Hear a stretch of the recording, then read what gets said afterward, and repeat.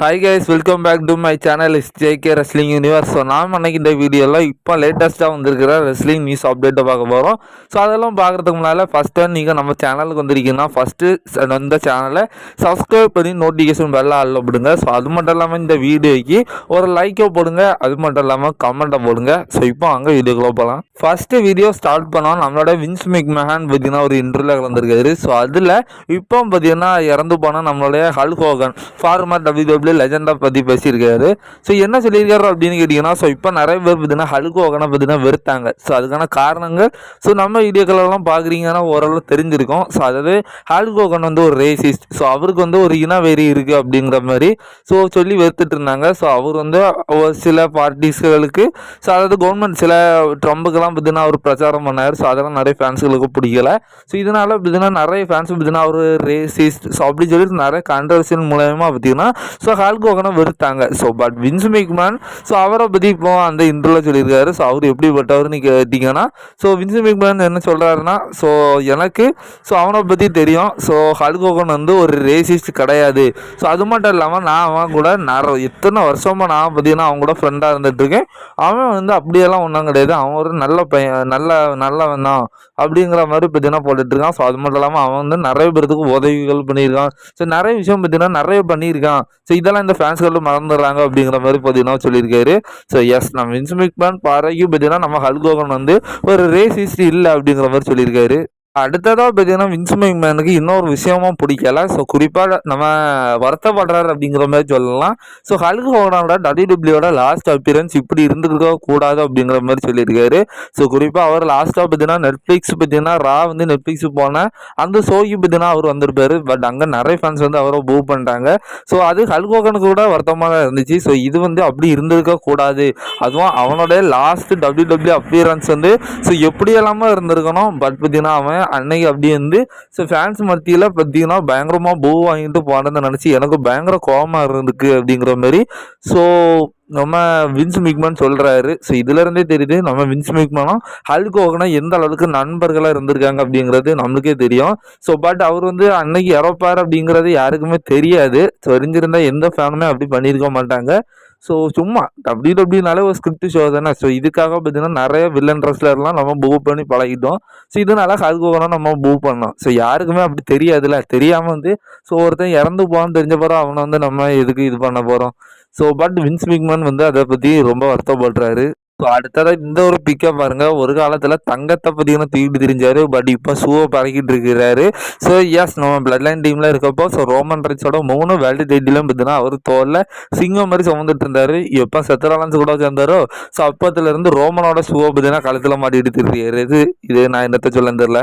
So அடுத்ததாக வந்து நம்ம எல்லாத்துக்கும் ஒரு கேள்விக்குறி இருக்கோம், பிரான்சன் ரீட் எதுக்காக ரோமன் ரைன்ஸோட ஷூவை பற்றினா கலெக்ட் பண்ணிட்டு இருக்கிறாரு அப்படின்னு சொல்லி. பட் நம்ம சேனலில் பார்க்குறீங்கன்னா அவங்க எல்லாத்துக்குமே தெரிஞ்சிருக்க வாய்ப்புகள் இருக்குது. ஸோ அதாவது பிரான்சன் ரீடுக்கு பார்த்தீங்கன்னா வித்தியாசமான ஷூ வந்து கலெக்ஷன் பண்ணி வைக்கிறது ரொம்ப பிடிக்கும். ஸோ அந்த வகையில் இப்போ பார்த்தீங்கன்னா அவர் அந்த விரிவாக்கத்தையும் கொடுத்துருக்காரு இந்த ரா எபிசோடில். ஸோ என்ன சொல்லியிருக்காருன்னா, ஸோ இப்போ ஷூவெல்லாம் நான் எடுத்துகிட்டு இருக்கிறேன். ஸோ அதை எதுக்காக கலெக்ட் பண்ணுறேன்னா, ஸோ என்னோட ஷூ கலெக்ஷனில் அதை பார்த்தீங்கன்னா சேர்த்து வைக்கிறதுனால தான். ஸோ இப்போ ஷூவை நான் வாண்டிருந்து கலெக்ட் பண்ணுறதுனால இப்போ வந்து நான் ட்ரைபிள் தீஃபாக இருக்கிறேன் அப்படிங்கிற மாதிரி பார்த்தீங்கன்னா அவர் சொல்லியிருக்காரு. மேய்க்கிறது எருமை, இதில் என்ன பெருமைன்னு தெரில. அடுத்ததான் நம்ம ஜான்சனை இன்னொரு விஷயத்தை பற்றி ஒரு இன்டர்வியூவில் பேசியிருக்காரு. ஸோ அவர் இது வரைக்கும் பார்த்தீங்கன்னா ஸோ ரெஸ்லிங் அப்படிங்கிற ஒரு வார்த்தையை பார்த்தீங்கன்னா அவர் யூஸ் பண்ணது கிடையாதான். குறிப்பாக நம்ம ஜான்சன் ஆக்கி ரெஸ்லிங்கே பிடிக்காதான். ஸோ என்ன ப்ரோ சொல்கிறீங்க அப்படின்னு கேட்டிங்கன்னா, ஸோ பதறாதீங்க, நம்ம ஜான்சன் ஆக்கி வந்து ஸோ ரெஸ்லிங் அப்படிங்கிற வார்த்தை பிடிக்காது, குறிப்பாக ரெஸ்லிங்கே பிடிக்காதான். பட் WWE பிடிக்கும் அப்படிங்கிற மாதிரி சொல்லியிருக்காரு. ஸோ குறிப்பாக அவர் வந்து இப்போ இந்த ப்ரொஃபஷனல் ரெஸ்லிங் அதாவது WWE வந்து ரொம்ப பிடிக்குமா, மற்ற ரெஸ்லிங் அதாவது ஒரிஜினலாக பார்த்தீங்கன்னா அடிக்கிற ரெஸ்லிங் ஸோ இந்த மாதிரியான ரெஸ்லிங்லாம் பார்த்தீங்கன்னா நம்ம ஜான்சனை வந்து அவ்வளோ பிடிக்கிறது இல்லையா. ஸோ அவருக்கு WWE இந்த மாதிரி ஸ்டோர் லைன் கிரியேட் பண்ணி ஸோ இந்த மாதிரி இப்போ WWE நடக்கிறது இல்லை. ஸோ அது ரொம்ப பிடிக்கும். ஸோ அதனால தான் நான் WWE சூப்பர் ஸ்டார் அப்படிங்கிற மாதிரி சொல்லிட்டு இருக்கிறேன். ஸோ அப்படிங்கிற ஒரு விஷயத்த பார்த்தீங்கன்னா ஜான்சனாக சொல்லியிருக்காரு.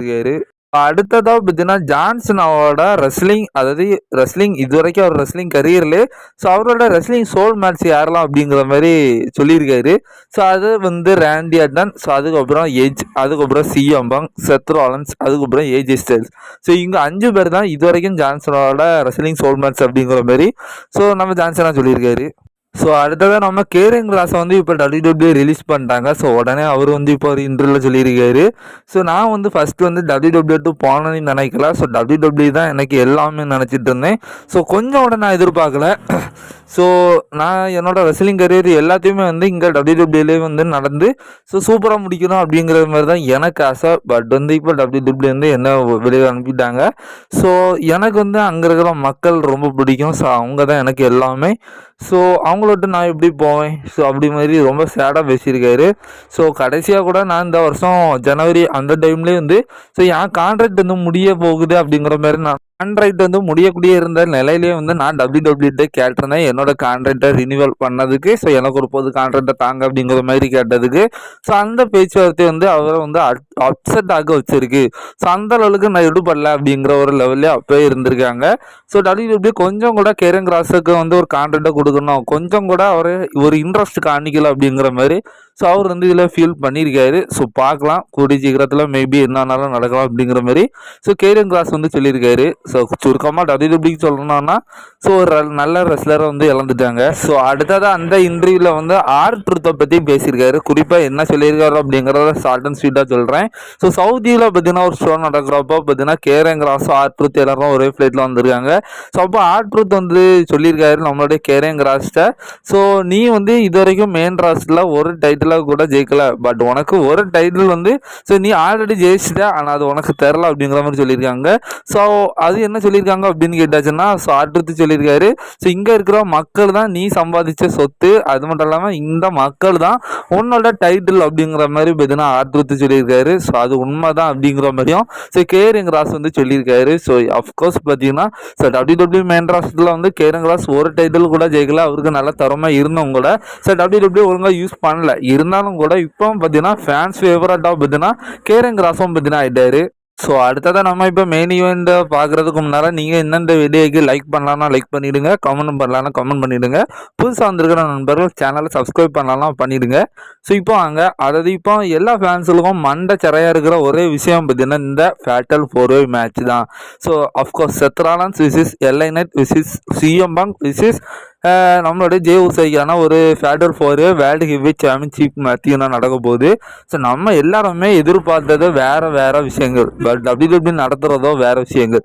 ஸோ LA Knightக்கும் நம்மளோட அதாவது நம்ம லோகான் பாலுக்கும் ஸோ ஜான்சன் ஆகியும் மேட்ச்சில் பற்றியே நம்ம மண்டை கலந்துட்டு. ஸோ ஏன்னா எல்லாரும் எதிர்பார்த்தது ஜான்சன் ஆகியும் பிளாக் லெஸ்னருக்கும், பட் அவங்க நடத்துறது பார்த்தீங்கன்னா லோகான் பாலுக்கும் ஜான்சன் ஆகியும். ஸோ அஃப்கோர்ஸ் அதுக்கான ஒரு வேலிட் பாயிண்ட்டை நான் வந்து போன அப்டேட்டில் சொல்லியிருந்தேன். ஸோ ஏன்னா பிளாக் லெஸ்னருக்கும் நம்ம ஜான்சன் ஆகியும் வேறு லெவலில் பார்த்தீங்கன்னா ஸோ மேட்ச் ஒரு இடத்துல நடக்க போகுது, அதுக்காக பார்த்தீங்கன்னா ஹைப் பண்ணி வச்சுருக்காங்க அப்படிங்கிற மாதிரி சொல்லியிருந்தேன். பட் இந்த தடவை இந்த மேட்ச்சுக்கு எதுக்கு இப்படி பண்ணுறாங்க அப்படிங்கிறது தெரில. ஸோ நம்ம எல்லாரும் எதிர்பார்த்தது ஒன்று ரோமன் ரெயின்ஸ், அப்புறம் CM Punk, ஸோ அதுக்கப்புறம் செத் ராலன்ஸுக்குள்ளே ஒரு ட்ரிபிள் த்ரெட் மேட்ச் நடக்கணும்னு எதிர்பார்த்தோம். சரி அப்படியே இல்லையா? ஸோ செத் ராலன்ஸும் பிரான் பிரேக்கரும் ஒரு டீமானவாங்க, CM Punkம் ரோமன் ரெயின்ஸும் டீமானவாங்க, ஒரு டேக் டீம் மேட்ச் அது நடக்கும் கிளாஸ் இன் பாரிஸில் நடத்தும், அதுவும் நடக்கலை. ஸோ இந்த ரெண்டு மேட்சையும் நடத்தாமல் பார்த்தீங்கன்னா ஸோ CM Punk வேர்சஸ் இந்த மேட்ச்சை நடத்தி விட்டாங்க. ஸோ ஃபேட்டல் 4-way மேட்ச்சை. ஸோ இது ஏண்டாச்சும் அவந்தாலாமல் நடத்துறீங்க, சரி ஏதோ ஒன்று நடத்துறீங்க. CM Punkக்கும் செத் ராலன்ஸுக்கும் ஓகே, நடுவில் நம்ம LA Knightடும் ஒன்று இடைக்குள்ள வந்தார், ஓகே அவரையும் சேர்த்துட்டோம், ஓகே இது ஒரு ட்ரிபிள் த்ரெட் மேட்சாக நடக்குது. நடுவில் எதுக்குடா நம்மளுடைய ஜேவுஸ் வந்தார், எங்கே இருந்துடா வந்தார், அவரை ஏன்டா சேர்த்திங்க அப்படிங்கிற மாதிரி தோண வைக்குது. ஸோ கொஞ்சம் கூட கான்செப்ட் சரியில்லை. அவரை பார்த்தீங்கன்னா வெட்டி விட்டுரு, இது ஒரு ட்ரிபிள் த்ரெட் மேட்சாக நடத்தியிருந்தா கூட சரி போகட்டான்னு விட்டுருக்கலாம், பட் அப்படி நடத்தாமல் இது ஃபேட்டல் 4-way நடத்துகிறாங்க. ஸோ எப்படி நடந்தாலும் ஃபைனல் கிளைமேக்ஸ் வந்து ஒன்று தான், நம்ம செத் ராலன்ஸ் தான் டைட்டிலில் ரிட்டர்ன் பண்ண போகிறாரு. ஸோ ஓகே, அப்புறம் ரோமன் ரெயின்ஸோட கதை என்ன? ரோமன் ரெயின்ஸ் வந்து அஃபிஷியலி வந்து கிளாஸ் இன் பாரிஸில் இருக்க போகிறாரு. ஸோ அவருக்கான மேட்ச் யார் கூட இருக்கும் அப்படிங்கிற ஒரு பெரிய எதிர்பார்ப்பு இருக்குது. ஸோ கூட்டணி போட்டு விளையாடுறதுக்கு ஜேவுஸே இல்லை, ஸோ ஆப்பனண்டாக இருக்கிறதுக்கு CM Punk செத் ராலன்ஸும் பார்த்தீங்கன்னா இல்லை. ஸோ அப்போ அவருக்கு மேட்ச் யார் கூட இருக்கும் அப்படின்னு கேட்டிங்கன்னா மேபி இவங்க கூட இருக்கலாம், ஒன்று பிரான்சன் ரீட், அப்படி இல்லைன்னா பிரான் பிரேக்கர் கூட இருக்கலாம். ஸோ அப்படி இல்லைன்னா ஹேண்டிகேப் மேட்ச் கூட நடக்கலாம், ஒன்று பிரான் பிரேக்கர் பிரான்சன் ரீட் பார்த்தீங்கன்னா ஸோ டீம் மேனேஜ் ரோமன் ரெயின்ஸை பார்த்தீங்கன்னா ஒரு ஹேண்டிகேப் மேட்ச்சில் பார்த்தீங்கன்னா எதிர்கொள்ள வாய்ப்புகள் இருக்குது. ஸோ அப்படியும் இல்லைன்னா என்ன நடக்க போகுதுன்னு எனக்கே சுத்தமாக தெரில, அப்படின்னு தெரியல. வெறும் ரோமன் ரெயின்ஸ் இருக்க போகிறாருன்னு மட்டும் தான் அஃபிஷியல் சொல்லியிருக்காங்களோ இல்லையா, அவரோட மேட்ச்சில் பார்த்தீங்கன்னா இன்னும் கன்ஃபார்ம் பண்ணல.